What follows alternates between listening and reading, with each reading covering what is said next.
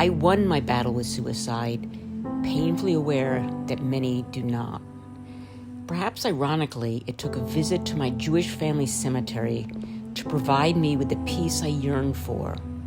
A visit to a place that only decades earlier would have forbidden me from being buried there. I never knew a time when I didn't grapple with depression. Silently.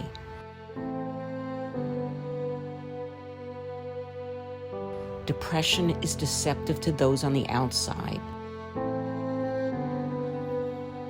It inflicts its devastation on the privileged and the poor, young and old, striking those in the limelight and those who are hidden in the shadows. But the debilitating grip is the same, a grip that can be lethal. Depression is sneaky. It hides in the dark. Those like me who suffer from it can be very skilled at keeping it hidden.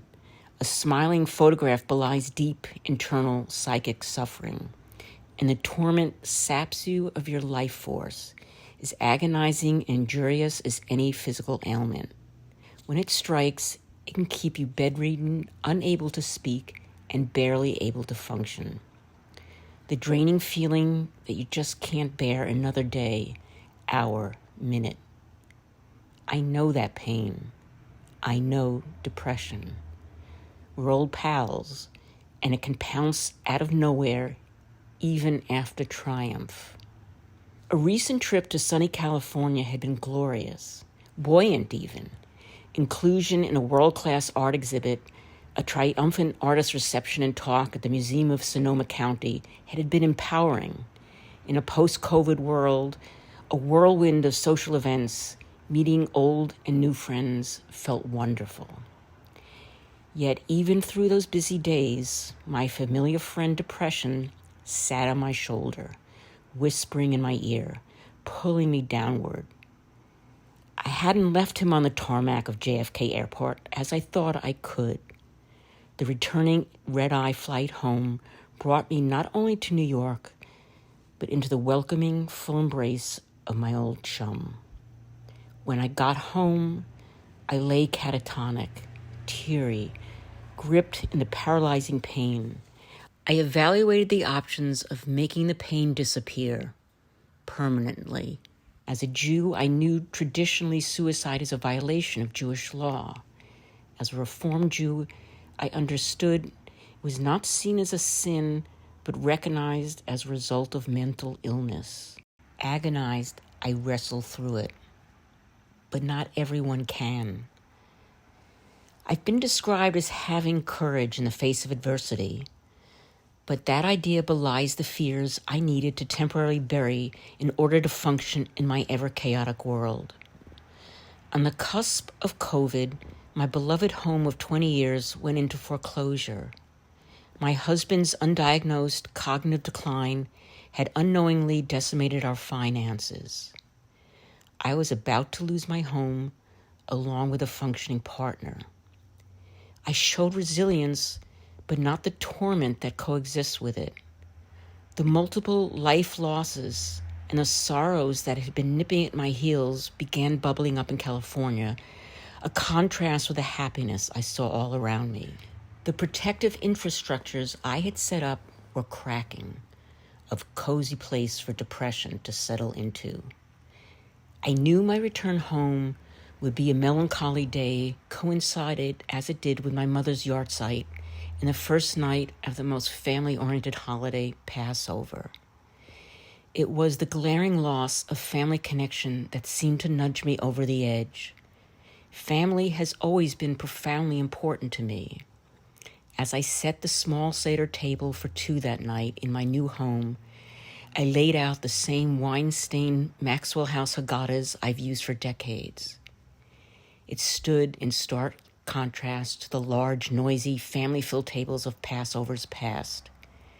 The silence amplified the family disconnect that seemed irreparable. With a husband unable to communicate, my loneliness was palpable. Already vulnerable, my sadness was fertile ground for opportunistic depression, now accompanied by his loyal sidekick, PTSD, to swoop in and firmly take root. As days passed and I was caught in its firm grip, a small voice inside me intuitively understood I needed grounding, and I knew I might find it in hallowed ground. If my own living relatives were not available, I knew awaiting me less than an hour away was my whole mishpacha. The following Sunday, a visit to my mother's family cemetery in Queens, New York, surrounded by history and ancestors, gave me the sense of belonging I was seeking. Because my family connections have slowly dwindled through death, distance, and disinterest, the need to physically be amidst my relatives provided me with a profound feeling of inclusion, eluding me in real life. These were my people. This was my place, this plot of land with all my loved ones that no one could ever take away from me. The trauma of losing my home and my beloved land was painfully fresh. A homeowner for over 40 years, I came to understand just how profound loss I felt not being one. As I stood in the venerable cemetery dating to the 1800s, filled with ancient headstones and centuries worth of stories, I felt I had a final eternal home here.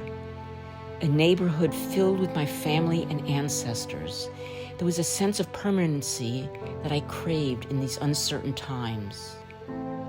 I found tranquility in the surroundings, the grass under my feet, the just blooming azaleas, the sheer scope of history surrounding me. Here were the spirits of my great-grandparents, grandparents, parents, uncles, aunts, and cousins in one place. A full table.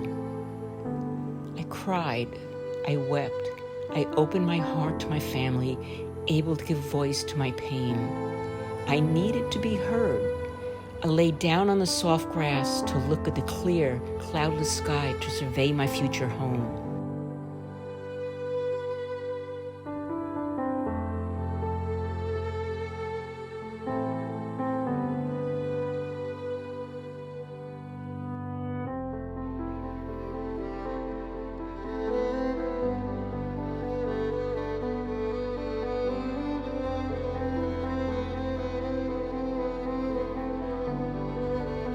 In that peace, I realized I wasn't ready to live there yet, but comfort in knowing it was there.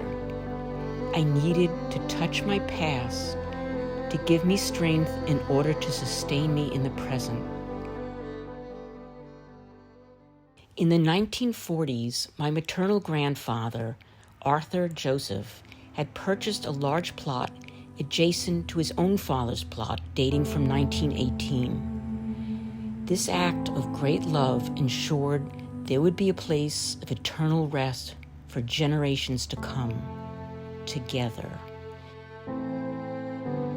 This grandfather that I never met made sure to provide perpetual care for all his progeny. In fact, all the gravestones are marked with that instructive, as will mine. Perpetual care awaits me at some point. I am eternally grateful for that. I understand, too, that depression requires perpetual care. I was grieving losses, and I needed to embrace and express them. It is far from over. The work of grief is continuous.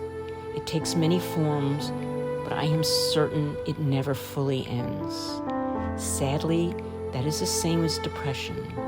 We battle on if we can. Those of us who are lucky live to face another battle. Depression is a mighty foe. Let us take care of one another. We all deserve perpetual care.